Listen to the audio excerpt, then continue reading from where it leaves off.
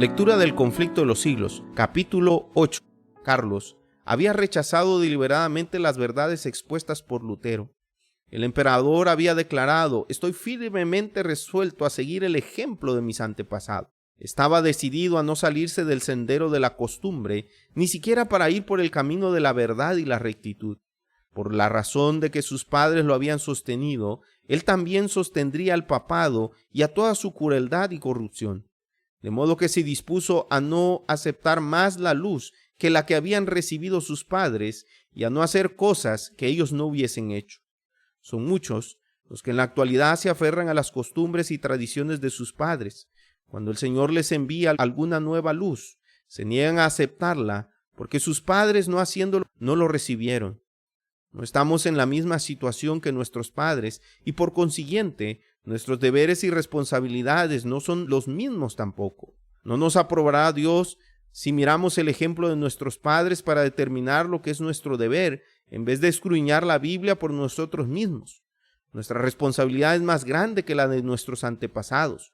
Somos deudores por la luz que recibieron y que nos entregaron como herencia, y deudores por la mayor luz que nos alumbra. Hoy procede de la palabra de Dios.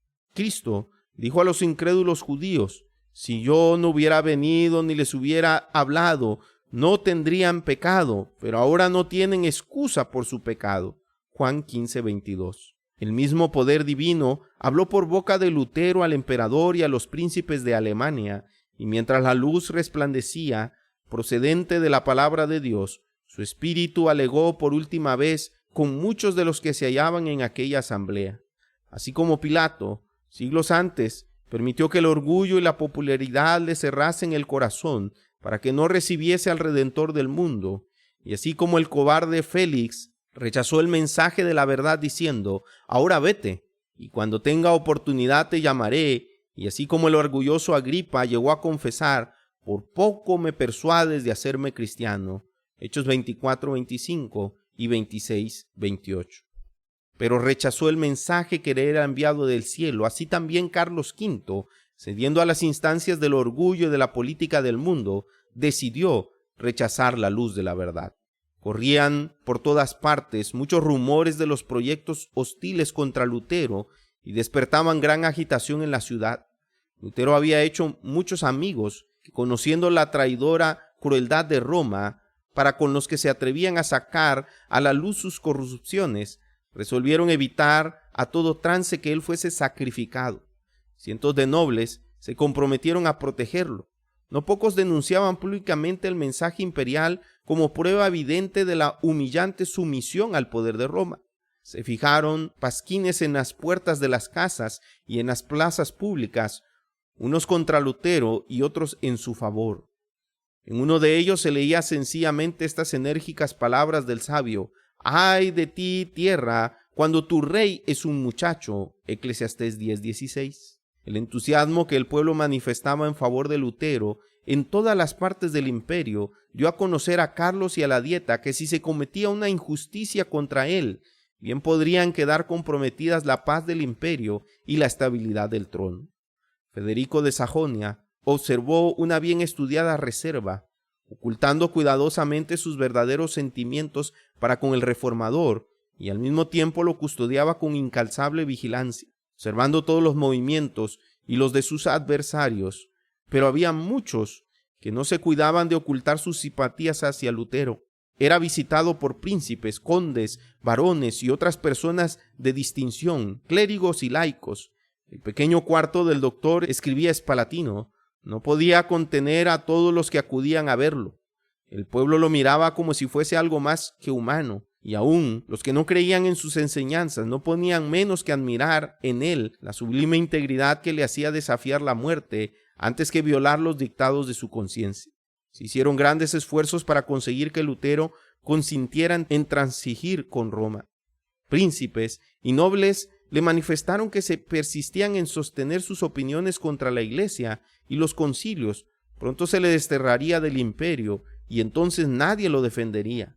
A esto respondió el reformador: el evangelio de Cristo no puede ser predicado sin escándalo.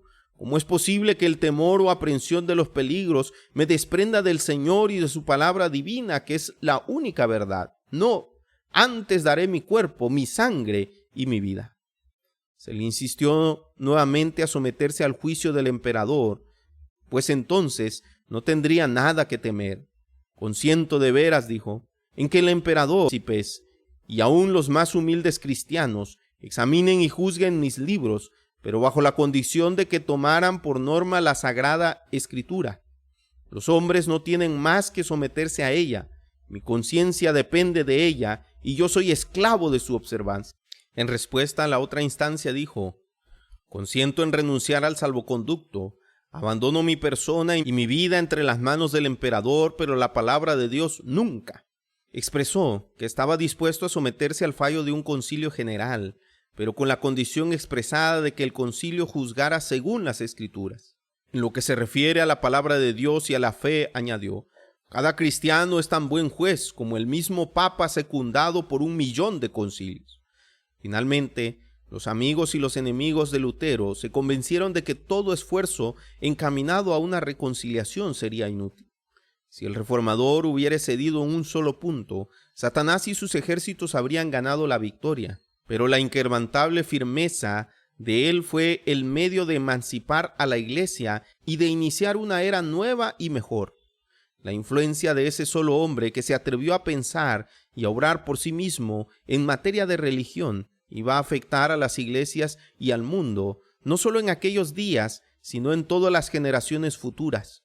Su fidelidad y su firmeza fortalecían la resolución de todos aquellos que a través de los tiempos pasaran por experiencia semejante. El poder y la majestad de Dios prevalecieron sobre los consejos de los hombres y sobre el gran poder de... Pronto recibió Lutero orden del emperador de volver al lugar de su residencia y comprendió que aquello era un síntoma precursor de su condenación. Nubes amenazantes se cernían sobre su camino, pero al salir de Worms, su corazón rebosaba de alegría y de alabanza. El mismo diablo, dijo él, custodiaba la ciudadela del Papa, pero Cristo abrió en ella una ancha brecha y Satanás vencido se vio precisado a confesar que el Señor es más poderoso que él.